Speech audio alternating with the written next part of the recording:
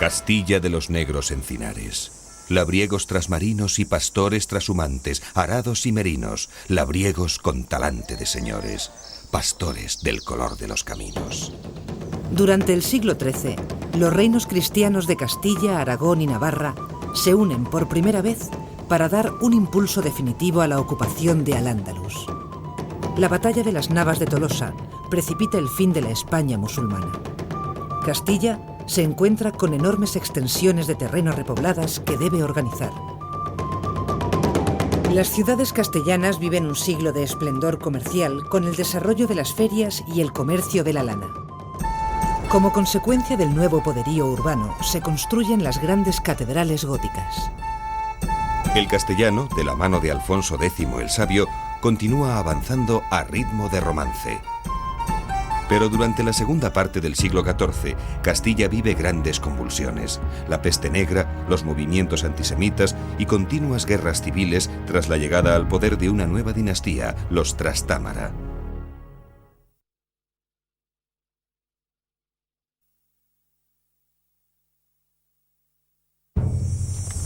Fruto del crecimiento de las hostilidades en Tierra Santa, nacen las órdenes militares. Vinculados a la Orden del Císter, los cruzados dedican su vida a la lucha contra el Islam. La primera y más importante es la Orden de los Caballeros Templarios. Hay distintos tipos de organización dirigida a la guerra, entre comillas, santa, por la cristiandad.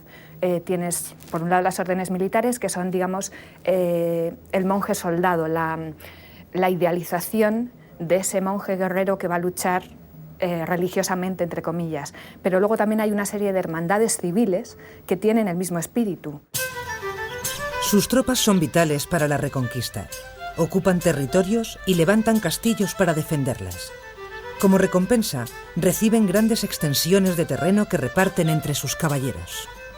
Los caballeros de las órdenes, que son monjes soldados, edifican poderosas plazas fuertes que son a la vez castillos y monasterios.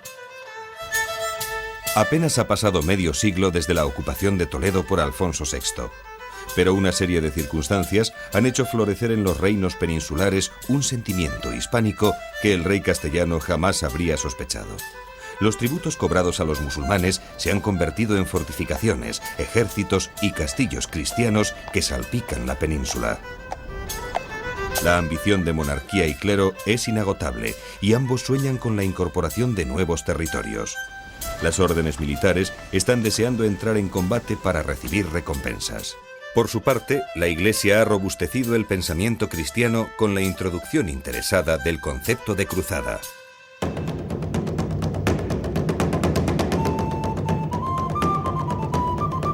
La batalla de las Navas de Tolosa es un hito en la historia de España.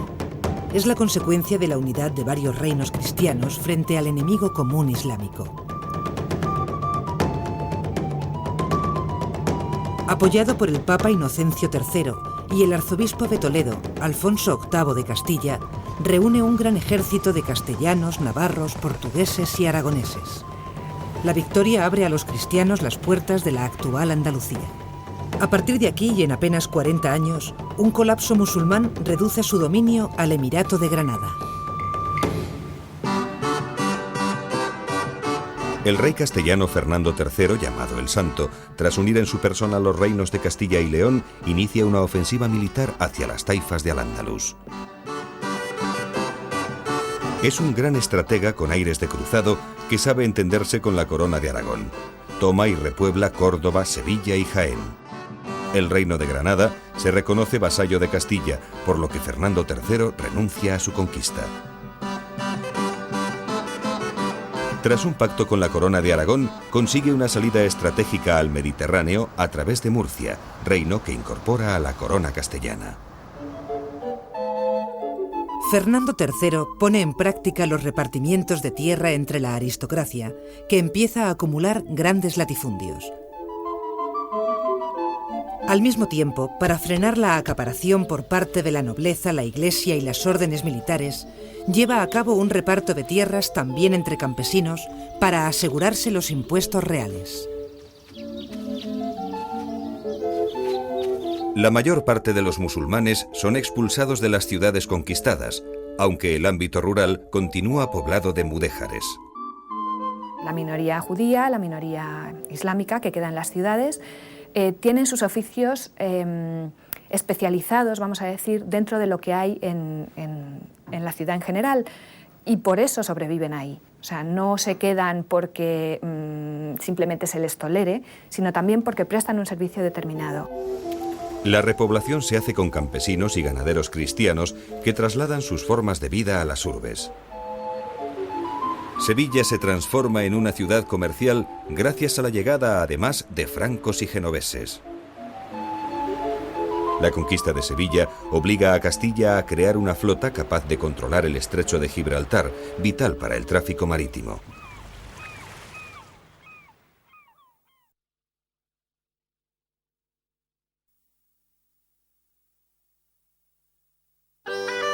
Los hombres del medievo ven en la ganadería el mejor sistema para la subsistencia. Debido a las variaciones estacionales, los ganados viajan continuamente en busca de los mejores pastos, estimulando así la reconquista. Esta situación facilitará el desarrollo de la trashumancia. Los beneficios de la ganadería y la capacidad recaudatoria de la corona impulsan el comercio castellano. La mula es el medio de locomoción por excelencia. Permite recorrer de 65 a 80 kilómetros diarios. Entre la soledad del rebaño, el pastor aprovecha su tiempo para tallar la mejor madera de encina, dura y resistente, con la que perfila la forma del badajo. Una buena talla garantiza el mejor sonido. El trabajo se refina con la lima y, tras confirmar que no hay aristas, se agujerea para colocarlo en el cencerro. Un trabajo artesano del pastor que dirige una orquesta de cencerros y balidos. Al hilo de las ciudades y la organización de los municipios, se organizan también otra serie de instituciones, como por ejemplo la Mesta. La Mesta empieza a organizarse a través de las cañadas. Son 4 cañadas principales y aparecen 4 mestas, digamos 4 grupos de pastores que controlan cada una de las cañadas. ¿Qué pasa después? Llega un momento en que al rey le interesa unir todo ese tráfico, unir todo ese flujo y empezar a cobrar unos impuestos centralizados, vamos a decir, sobre todo este tráfico de ganado. La expansión de la ganadería perjudica a la agricultura al extenderse los pastos en detrimento de los cultivos. La Ruta de Santiago ha dejado paso durante el siglo XIII a otras rutas transversales que cruzan la península de norte a sur.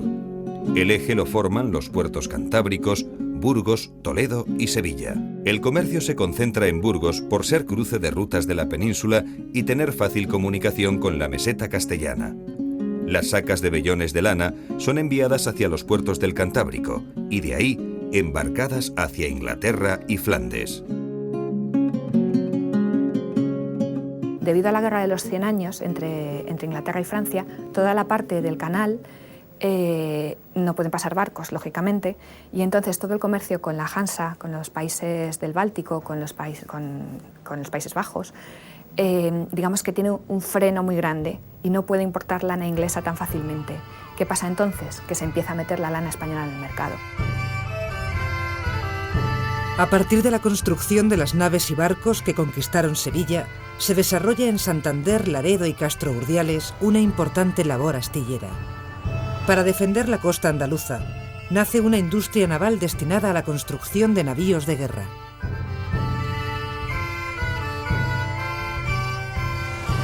El mar alrededor de España, verde Cantábrico, azul Mediterráneo, mar gitana de Cádiz.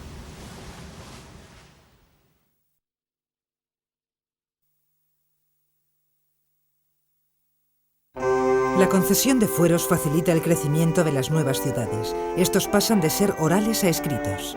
Un fuero son una serie de normas, por ejemplo, pues si usted se instala en esta ciudad durante 5 años con toda su familia, va a tener menos impuestos, va a tener unos privilegios para vender, unos privilegios para establecerse en la tierra y le vamos a dar tierras que van a ser suyas dentro de unos años. Pues eso, claro, evidentemente motiva mucho a la gente. Otro privilegio muy interesante es el de Domiciano. Si usted ha matado a un hombre, vamos a decir, en Burgos, y si usted se va a instalar en la frontera, justo en la línea de la frontera, pues le vamos a perdonar este crimen, siempre que usted esté dispuesto a defender la ciudad o el castillo de tal cuando lo ataquen los granadinos. Como órgano de control en los municipios surgen las hermandades. Se ocupan de mantener el orden y perseguir a los malhechores. El rey se sirve de estas milicias para defender la monarquía castellana de la nobleza. Fruto de la creciente trascendencia de los sectores urbanos, aparecen las cortes, donde están representados nobleza, clero y ciudadanos. A ellas les corresponde jurar al soberano y a su heredero, dar consejos al rey y recaudar tributos extraordinarios. Se reúnen cuando el monarca las convoca, aunque en ocasiones arrancan del rey la concesión de reuniones periódicas. Se desarrollan en Castilla ciudades como Medina del Campo y Valladolid, marcadas por el nuevo espíritu comercial que generan las ferias.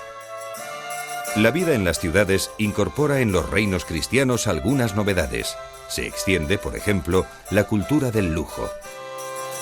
La tierra ha dejado de ser el único símbolo de poder. Ahora lo son los vestidos y las joyas. Los ricos comerciantes y los nobles rivalizan en la ostentación de riqueza. Tanto es así que incluso las cortes regulan la importación de manufacturas para detener la inflación. En esta época se generaliza el uso de los apellidos, aunque su empleo viene de épocas anteriores. Los nuevos pobladores de las tierras conquistadas buscan sus señas de identidad empleando como apellido los nombres de los lugares de los que proceden. También son comunes los apellidos ligados al oficio o al nombre del padre. De hecho, la terminación visigoda -ez significa hijo de. Fernández, por ejemplo, sería el apellido empleado por el hijo de Fernando, y Álvarez, hijo de Álvaro. La idea de linaje está presente en todos los grupos sociales. Se cree que en la sangre se transmite la virtud y los servicios de los antepasados. Cada linaje da derecho a recibir mercedes o beneficios del rey durante 3 generaciones. Esta idea subsiste también entre los plebeyos. A través de su sangre se prolonga la vileza de sus ancestros y en ocasiones hasta las condenas, conceptos que dificultan el ascenso social. Esta mentalidad redunda en un gran interés por el saber genealógico. Los nobles buscan un entronque mítico en los dioses de la antigüedad clásica o en personajes del Antiguo Testamento. La heráldica fascina a los nobles castellanos.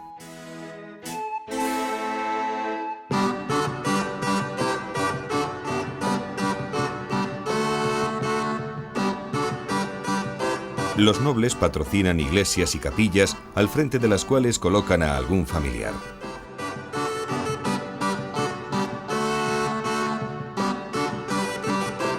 Será en esas capillas donde descansen sus restos eternamente. La Iglesia de esta época crea el argumento ideológico del matrimonio. Es un sacramento y, por lo tanto, indisoluble. A través del matrimonio se regula la propiedad de la tierra y se asegura en los descendientes las manos que la trabajen. Las campesinas combinan labores domésticas y la cría de sus hijos con las propias de la agricultura. A medio camino estaría la mujer burguesa de la ciudad. Esa mujer tiene que producir hijos, al fin y al cabo. Vale, es verdad que tiene un papel, digamos, tradicional de producir hijos, pero por otra parte, esa mujer es importante para la comunidad de esa ciudad, porque precisamente por su papel de educar a esos ciudadanos y porque ella hace que el hombre se quede estable en ese sitio. Las ciudades de repoblación necesitan gente que las defienda. Las damas de las capas sociales más elevadas llevan una vida muy diferente. Son halagadas por caballeros que ven en ellas un alma que conquistar mediante los recursos más refinados del galanteo. Es el amor cortés.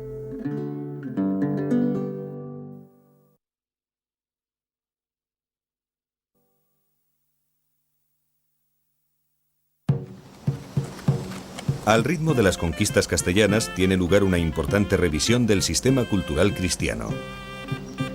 El saber deja de concentrarse en monasterios y catedrales y pasa a las universidades. Las primeras se fundan en Palencia y Salamanca, ciudades a las que se desplazan los estudiantes. Se toma conciencia de la riqueza que constituye el acceso a 3 culturas, la cristiana, la islámica y la judía. A la vez entran corrientes culturales del otro lado de los Pirineos.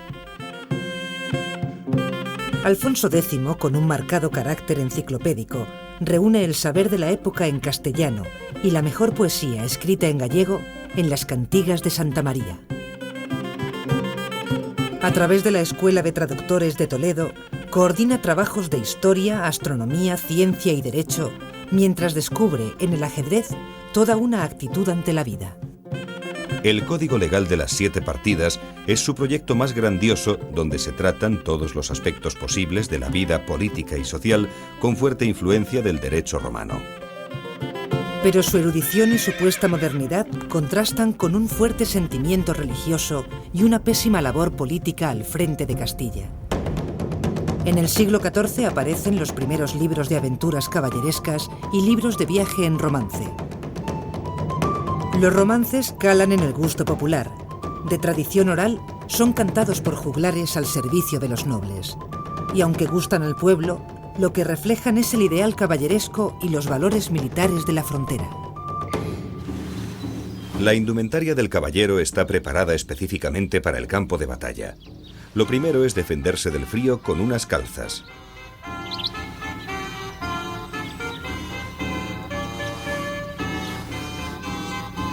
La cota de malla que le cubre hasta la cabeza le defiende también del acero enemigo. La capa debe ser lo suficientemente amplia para permitirle libertad de movimientos. La espada de acero empuñada por el guante. El casco defensivo. Y la lanza recta, como lo es su moral. El escudo, generalmente de su orden, fundamental para ser reconocido por aliados y enemigos. Ayer estrella de su tiempo, hoy solo un souvenir, patrimonio de nuestra historia. La alta nobleza castellana del XIV y del XV, protectora de las artes y de las ciencias, está muy atenta a la evolución de la cultura en Europa. En la corte de Juan II de Castilla hay un brote humanista que trae cierto espíritu laico con conceptos nuevos como el individualismo o el mecenazgo.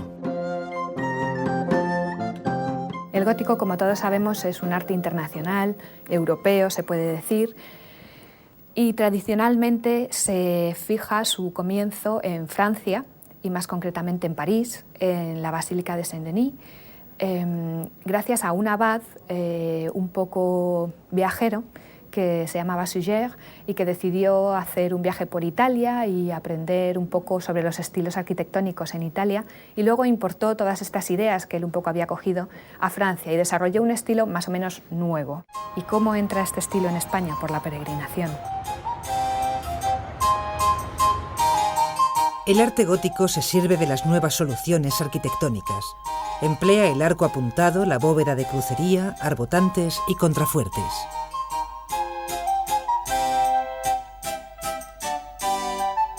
Además de un centro de devoción y sede de altas jerarquías eclesiásticas, la catedral constituye un elemento muy importante de la ciudad y un taller de formación permanente. El gótico se impone también en las construcciones civiles, sobre todo en castillos. La verticalidad típica del gótico se manifiesta en las formas alargadas de sus esculturas, que se concentran en el exterior de las catedrales. Se extiende una pequeña estatuaria destinada a iglesias rurales o al uso privado de aristócratas.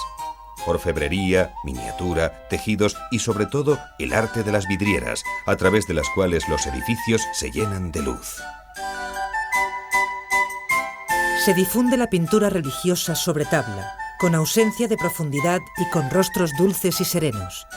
El famoso retablo gótico es una narración en imágenes de historias de la Biblia y de la vida de los santos. El mundo figurativo de la pintura gótica representa un universo de gracia, de belleza, de quietud y de equilibrio.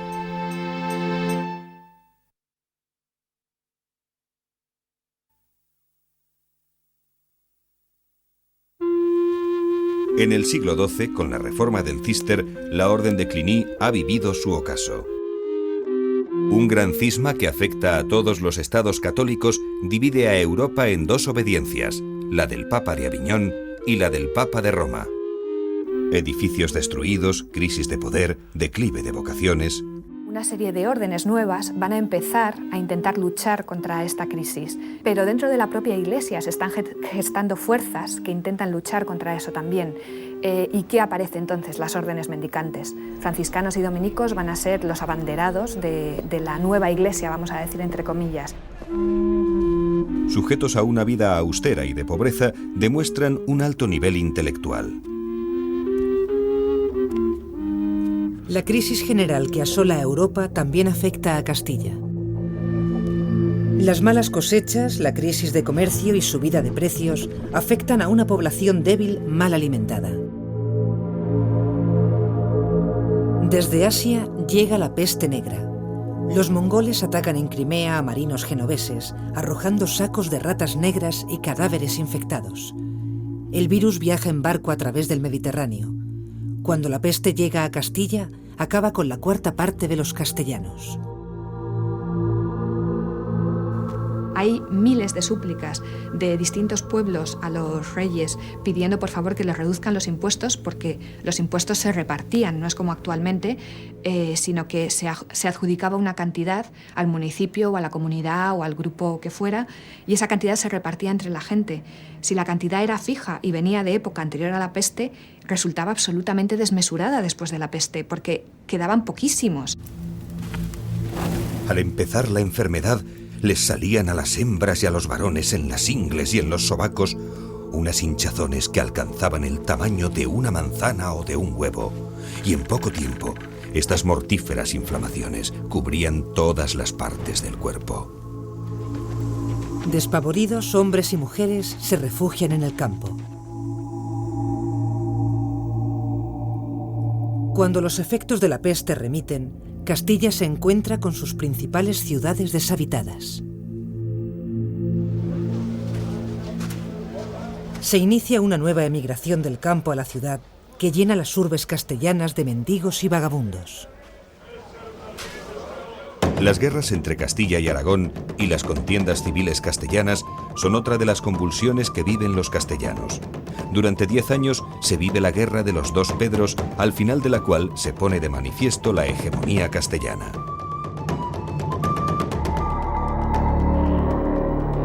Cuando termina la guerra, Pedro el Cruel, rey de Castilla, es sometido a una campaña de descrédito.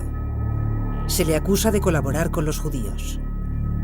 Su hermano bastardo, Enrique, se subleva y ante los ojos de Bertrand y Guesclin pelean a muerte. La victoria de Enrique entroniza una nueva dinastía, la de los Trastámara. La población castellana ha vivido una terrible guerra dinástica y está pagando los efectos de la peste negra. Los judíos no son sino el chivo expiatorio. Generalmente cercanos a los círculos de poder, son detestados por el pueblo. En 1391, en Sevilla, tiene lugar el gran pogromo y es saqueado el barrio judío. Se producen matanzas y el aniquilamiento de las grandes juderías andaluzas. Es curioso saber que los principales tratadistas antisemitas eran conversos, porque de alguna manera están justificando su conversión y están diciendo que la religión a la que se han convertido es la mejor y que tienen que demostrar que la otra era peor. Eso les va a crear una aceptación del lado cristiano, pero están generando un movimiento en contra de sus propios antiguos correligionarios. El movimiento antisemita se extiende a otras ciudades, lo que origina conversiones en masa. Estando el rey de Castilla en Segovia, supo cómo el pueblo de Sevilla había saqueado la judería.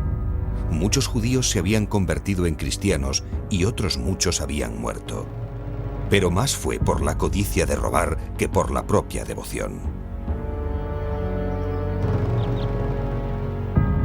La comunidad judía que se mantiene fiel a su religión se ve empobrecida y tiende a abandonar las grandes ciudades. Los conversos mantuvieron su influencia en la corte, pero suscitaron el rechazo de judíos y cristianos.